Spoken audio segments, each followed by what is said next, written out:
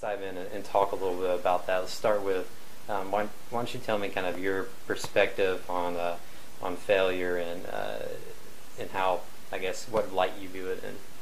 Uh, I guess I don't really think of. I think I kind of define failure as stopping before you get to success. So if you fail at something, or you don't get to where what you thought you were, that picture in your mind was of success, and you just stop there and say, I'm done. I feel like that's where failure is, and rather than it's like the dip and you stop in the middle, rather than getting to where you want to be. Yeah. Does that make sense? That does.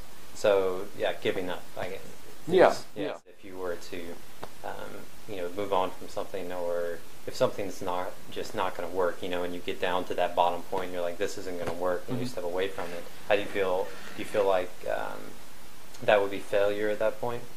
No, not at all. And that's a great question, because one of the best books I've ever read was The Dip by Seth Godin, and the most successful people are that way is because they know when to quit and what to quit. Yeah. And knowing that, if you do something and it doesn't turn out, and you find out that you really aren't passionate about it, or it's not what you were meant to be doing, then it's hugely important to quit that. So I think it's really knowing yourself and knowing what you need to be doing and what you should be quitting and what you should be pursuing.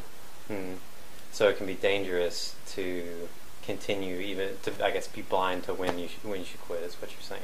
Yes. Because I could turn into being a serial quitter, starting and quitting, Yeah. So you really gotta. There is a fine line between knowing exactly, what you should be.